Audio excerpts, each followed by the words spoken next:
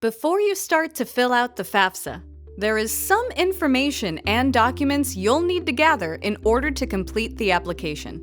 In this video, we'll go over all the info you may need in order to fill out the FAFSA, and we'll provide some tips on how and where to find this information. First, we suggest that you and one of your parents, if they don't already have one, create FSA IDs before starting the FAFSA. The FSA ID is a unique username and password that serves as your legal signature when you sign and submit your FAFSA. In order to create your FSA ID, you will need a social security number. If you do not have a social security number, you will be unable to create one. For more information, we recommend watching the Federal Student Aid video linked in the description. Once you have created your FSA ID, if you're required to provide parental information on your FAFSA, you will need to gather some basic pieces of information about them. Keep in mind that a parent on the FAFSA can be a biological, adoptive, or step-parent. The information you'll need includes your parents' full names, their social security numbers if they have one, their dates of birth, the date your parents were either married, separated, divorced, or widowed, and their email address.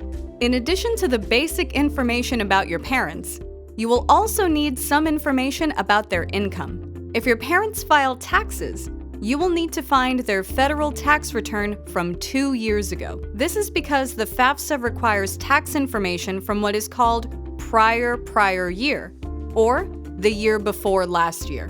For example, if you're filling out the 2022-2023 FAFSA application, you will need to locate your parents' 2020 taxes. When you gather these documents, make sure you have your parents' Form 1040 as well as any schedules they may have filed. If you or your parents are unsure about what exactly they have filed, just gather all of the documents in their tax packet to have on hand while you fill out the FAFSA. If your parents were employed by others or self-employed that year, you will need to make sure to gather documentation of their earnings. For those employed by others, you can find this on a W-2. This information is required whether or not your parents filed taxes for that year.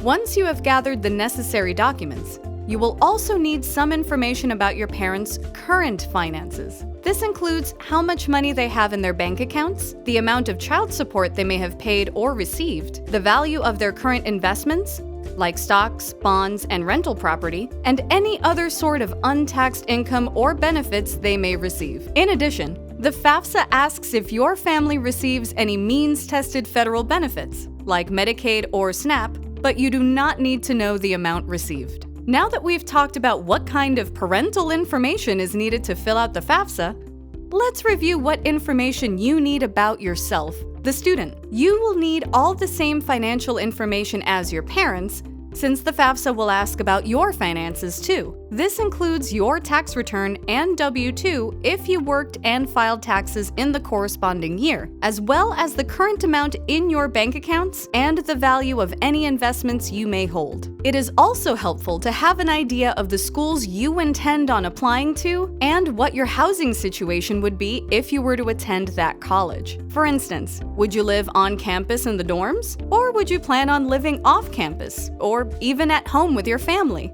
It can be helpful to think about this before beginning your FAFSA. Once you have gotten this information together, you're ready to begin your FAFSA.